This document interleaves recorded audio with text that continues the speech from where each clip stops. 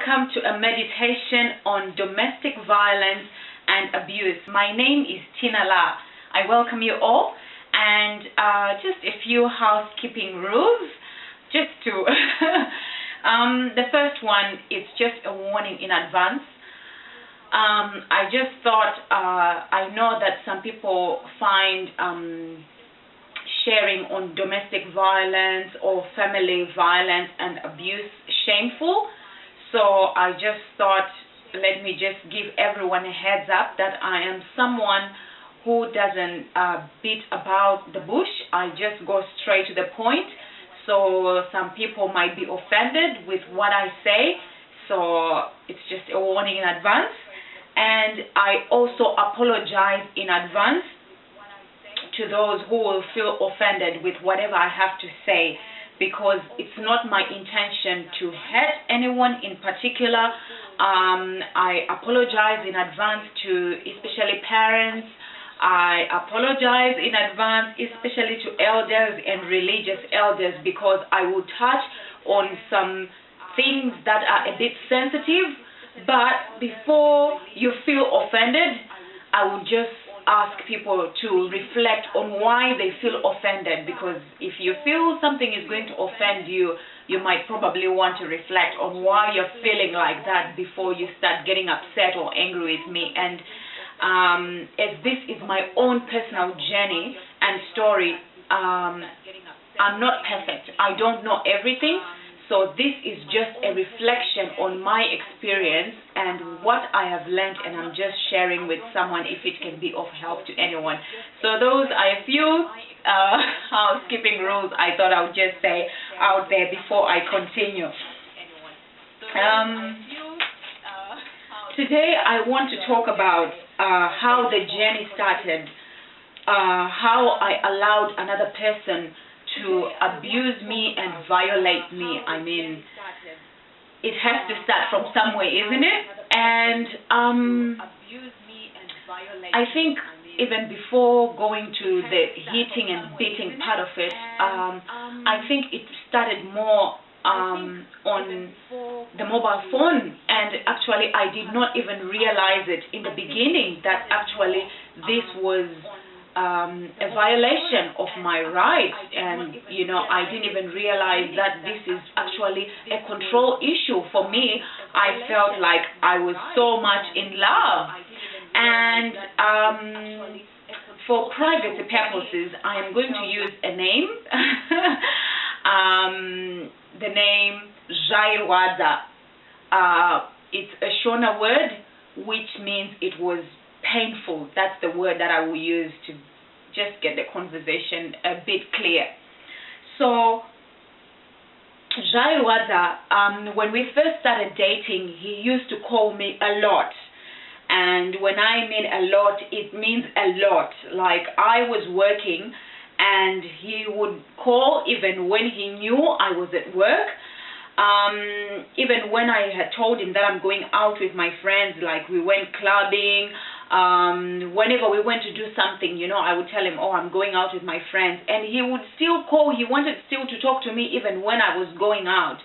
And then when we first started dating, I was in university, and even when I'm at the library, you know, at the library you can't talk, you have to be silent. He still called me, and he called me a lot of times. And I remember then when we first started dating, my ringtone was Hips Don't Lie by Shakira. And I remember when I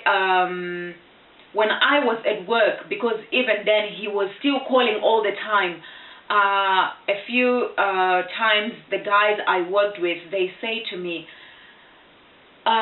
do you realize, do you know that even when we are at home, like at night when we are sleeping, we hear your ringtone ringing in our sleep, in our dreams? And I was like, really? Because for me it had become normal, so I didn't feel like there was anything strange about it. But when those guys I worked with, you know, brought up the point that even in their sleep it rings, it made me actually realize that probably my phone rings too much, and probably it's not right. I mean, if someone knows where you are, why would they constantly ring you up unless if they are, controlling you with this mobile phone, which I later realized that this was his way of controlling me, because he knows where I am, he knows who I'm with, he wants to know what I'm doing. It was his way of controlling me. It's his control device. It's his way of figuring out where I am, if I'm lying and all this. But I didn't realize it in the beginning. I was like, wow, this guy loves me so much that he's always ringing. That's what I thought, that it's just love. Someone just can't get enough of me. But actually, it was not right. It's an abuse of the mobile phone, because you are not meant to just keep calling someone even when, they are doing something, unless obviously if it's important. So for me, probably that should have been a sign in the beginning that something was not right. But as a young girl in love, I did not even realize it. But if your phone rings a lot, to all those who are listening, and if it's just a little bit too much, you might want to reflect on that, because abusive people, that's their way of controlling someone. So you might want to check a bit on that. But going on from there, so it was the phone always ringing. I always had to pick up the phone, because even at times when I did not pick up, he was so mad, he was so angry. Why didn't you pick up your phone? At times, eventually when I answered, and I'm like, hello, why didn't you pick up the phone? It's not even like, hello, how are you? How has been your day? Or how has been your weekend? It's like, why didn't you answer my phone? But I have a right not to answer a phone. You have a right not to answer your phone when you're busy, and when you are in the position to answer it, yes, you can answer the phone and talk. And yes, going on from there, it was the phone that always rang. And one thing, if I didn't pick up the phone, a message always followed. Why aren't you picking up my phone? Where are you? And all this. It was like, hello, I talked to you before. I told you, and I'm at school. I'm at the library. I'm with my friends. He knew where I was, or I'm at church. But he always constantly rang, which was not right, there were the warning signs, but it's something that I ignored.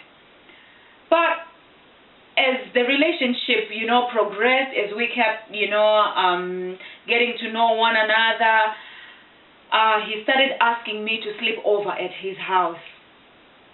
And I was a Christian, probably I was a church goer, I should say. Yes, I was a church goer. And growing up, I had been told you wait to have sex before marriage.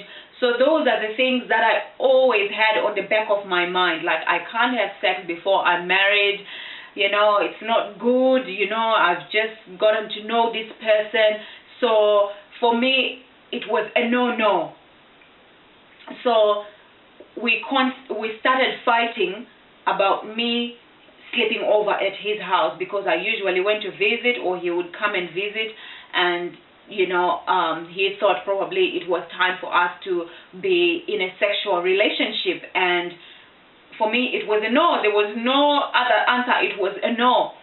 And he started getting agitated and upset because I constantly said no. And because some of the friends that I was hanging around with, they had already, started, sleeping over and having sexual relations with their boyfriends. But for me, it was always a no, and I was just happy. I was, for me, there was nothing wrong.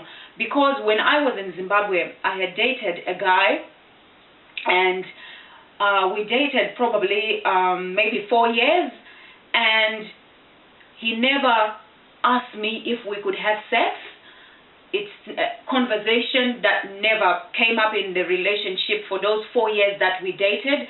And even, touching or kissing, it is something that, we talked about. And I'm talking about the boyfriend that I had in Zimbabwe. And I always said no, I wasn't ready. And he respected my opinion, and he respected me for what I said.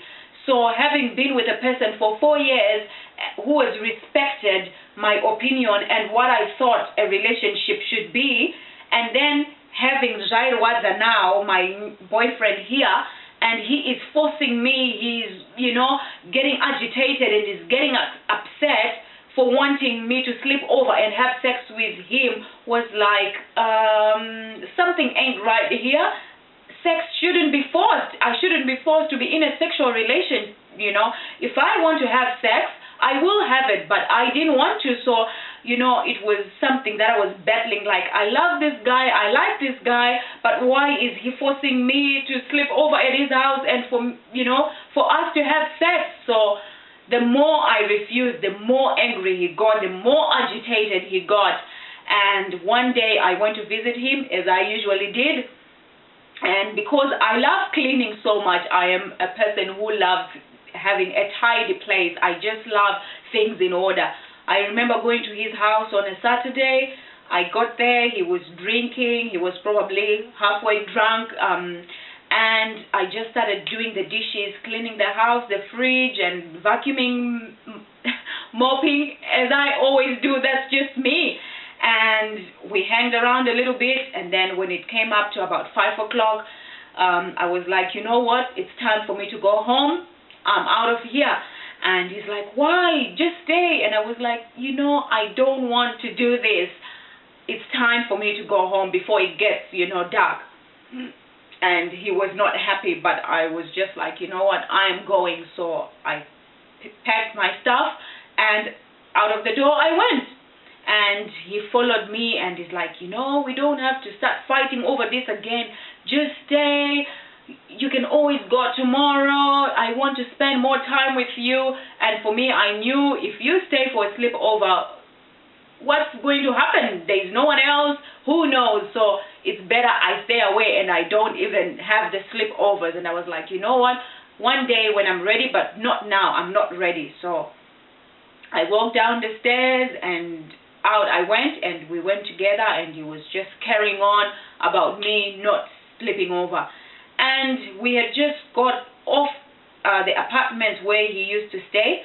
We had crossed the road to the other side so I could go to the train station.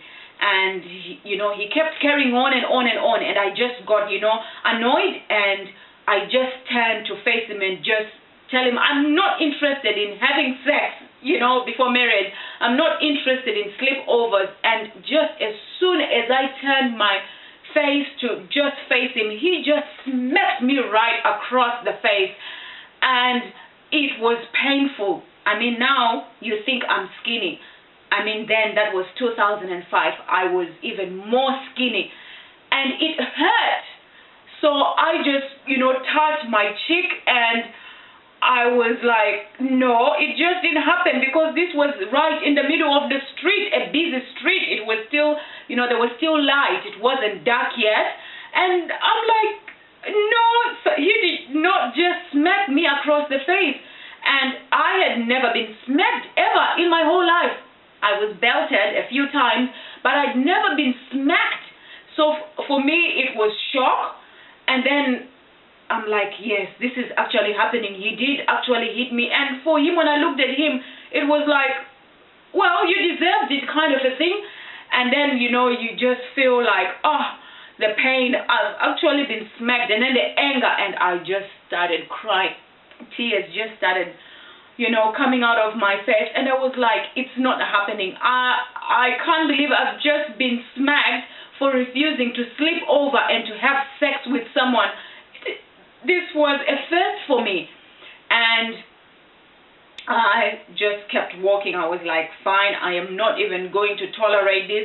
Just go home and don't even come back. This is it. Don't even talk to him. Just go turn off your phone, block him. This is it. Don't even go any further. And he followed me, apologized.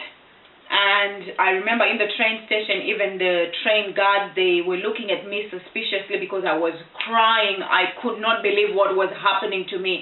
And I remember just, when I saw that they were looking at me, I just put my face down and I just kept crying, and he was comforting me. And I took a train, 2 trains and a bus, and he followed me because obviously he was scared of what I was going to do. and probably was scared I would tell my housemates what had just happened. And he followed me home apologizing that he was a little bit drunk. He just got carried away and he'll never do it again. It's out of character. And I was just not having it. And I got home. He followed obviously inside the house. And, you know, he kept apologizing and, you know, just crying. Yeah, I remember even cried like, he'll never do it again. He's so sorry. And I had never seen a man crying before. So for me, I was like, probably he actually regrets what he did, which was the worst mistake I ever made, thinking that he is sorry, thinking that it was the alcohol that made him to smack me. I did not deserve it, and no one deserves to be beaten for not wanting to have sex with someone, for not wanting to sleep over at a guy or girl's house. You do not deserve it. So the biggest mistake I ever made was to let those tears, that apology and remorse touch me, because I can tell you it got worse. I was in hell on earth for the years that followed. I was deceived, and I am encouraging someone, do not be deceived. Once someone hits you the first time, I can assure you it will happen again. Because that instant, it's the, you know, they are scared, they are fearful, they don't know what you're going to do, so they will come up with every excuse under the sun to tell you they are sorry. If it means crying, if it means buying you a car, they will do even taking you on a holiday, they will do whatever they can do to just get you to not tell other people of what you have done, what they have done. And I am encouraging anyone, tell someone. I did not tell anybody, which was also something that I regret not doing. But because you don't know, you do this kind of thing. Do not be deceived by the tears, the apology or remorse. Once someone hits you or smacks you or beats you, do not be deceived. Because once he has done it, and you do not do anything, you do not even tell anyone, you don't even report him to the police, and you just forgive him just like that, I can assure you that he will do it again. Because for me, it happened again and again and again and again, and it even got worse. I mean, if he has apologized, how will you know that it will never happen again if he has never received help? Which is something, obviously, I learned after that, you know, I have forgiven him. I forgave him for, you know, doing this over and over again. But the first time that he did it, he never received help. He never asked, you know, for anyone's counsel. He never asked anyone that, look, I have beaten my girlfriend, is something wrong with me? Why would I do this? I've never done this again. Probably he had done it before, but I just did not know. So my advice to you, if you are in this situation, I can tell you that it will happen again if you forgive him just like that. If you love this guy so much, if you love this man so much, if you love this woman so much, if you love this girl so much, they have to receive help on the first instance. Before you even take them back, before you even accept the apology, they have to go and receive help if the relationship is meant to be. They have to go for counseling on their behavior, because it's unacceptable behavior in our society.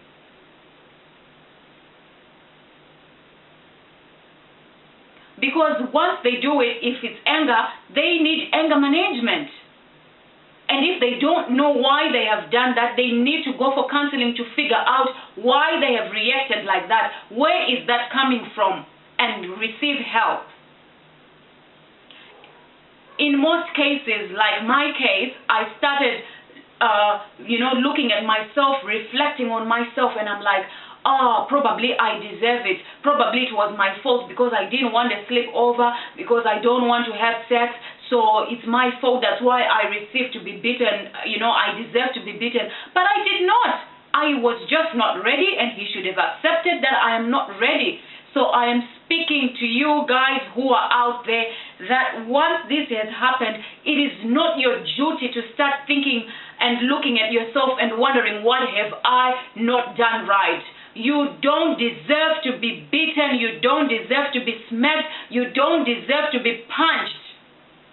It is the duty of this person who has abused you to seek the help that they need. Many of the victims are the ones who go out looking for help. You start asking people, what can I do best? Should I start slimming down because he's saying that I'm fat, or because he's saying that I don't answer my phone, I need to always answer it, or because I am not doing something right? You're doing the right thing. You're being yourself. It's them that are not being themselves. So I say that if you still love that person, whether you are the abuser or you are the abused, the abuser needs to seek help. Go and look for help. If you saw your father, if you saw your mother behaving the same way and you're doing that same thing, go and seek help. If it's allowed in your culture, in your religion, or whatever, your surroundings, if your friends do that, I can tell you that is not right. Seek help. And that's all it takes. It takes you to just say something. Talk about it with someone. Ask for help. If you have been abused, ask for help. If you are an abuser, ask for help. You're not a monster. If you are a monster, if you do not seek help. But if you seek help, everyone makes mistakes. No one is perfect. But the first instant you realize you've made a mistake and you ask for help, then you are a human being.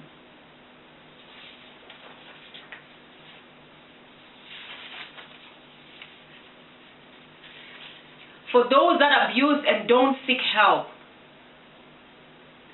that is the way they just begin to intimidate you, putting fear on you, because if this relationship continues, you are so scared that whatever you do, you become so self-conscious of everything that you do, in fear of being beaten again or being smacked again, which is what happened to me. I became so fearful that it has taken so many years to get rid of that spirit of fear. Seek help. Abuser, seek help. Abused, seek help. Tell someone. Don't just keep it to yourself. It is not shameful to talk about what has just happened. There is no shame in telling someone you've been beaten. People, society, cultures, religions, they have just taken violence and abuse just like something we can just joke about. So many people, they just put violence and abuse under the carpet. It's just something that stays in the bedroom and that needs to stay in the bedroom. I am coming out today and saying it is not something that should stay hidden, because it is wrong. It is something that needs to be addressed. And yes, let's start addressing these issues. Talk to someone about it. You are not alone.